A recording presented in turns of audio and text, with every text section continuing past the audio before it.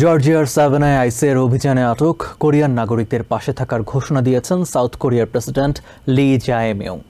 শনিবার দেশটির পররাষ্ট্র মন্ত্রণালয়ের একাধিক কর্মকর্তার বরাত দিয়ে এ খবর জানায় রয়টার্স। এছাড়া কোরিয়ান নাগরিকদের গ্রেফতারের ঘটনায় জরুরি বৈঠক ডেকেছেন দেশটির পররাষ্ট্রমন্ত্রী চু হোয়ান।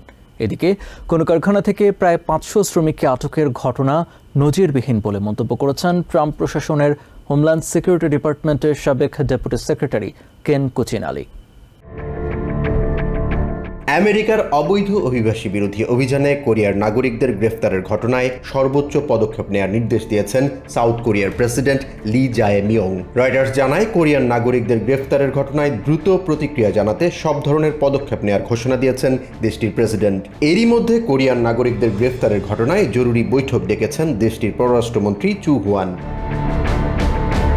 সাউথ কোরিয়ার পররাষ্ট্র মন্ত্রণালয়ের একাধিক কর্মকর্তার বরাত দিয়ে রয়টার্স জানায়, বৃহস্পতিবার জর্জিয়ার সাভানার কাছাকাছি হান্ডে কারখানায় চালানো অভিযানে 300 জনেরও বেশি কোরিয়ানকে গ্রেফতারের পর জরুরি প্রতিক্রিয়া টিম গঠন করেছে সউল।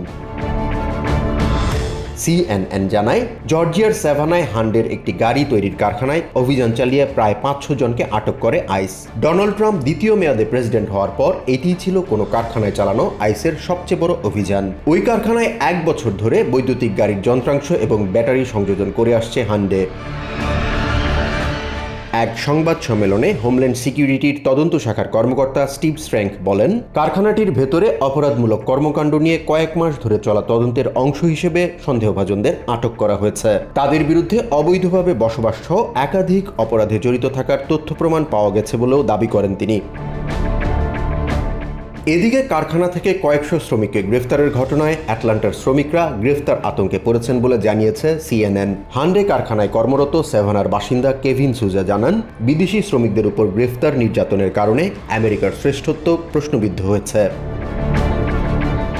অন্যদিকে শ্রমিকদের স্বার্থ রক্ষাকারী আইনগুলো পর্যালোচনা করে সিদ্ধান্ত নেওয়ার কথা জানিয়েছে হান্ডে। এক বিবৃতিতে প্রতিষ্ঠানটি জানায়, শ্রমিকদের নিয়োগে কোনো আইন লঙ্ঘন হয়েছে কিনা তা খতিয়ে দেখা হচ্ছে।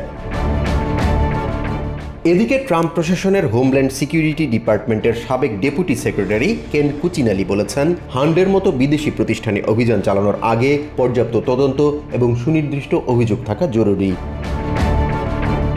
সাভানার হান্ডে কারখানা থেকে প্রায় 500 শ্রমিককে আটকের ঘটনা নজিরবিহীন বলে মন্তব্য করেন হোমল্যান্ড সিকিউরিটি ডিপার্টমেন্টের সাবেক এই কর্মকর্তা। জাহান মিথুন, TVN 24 নিউজ ডেস্ক।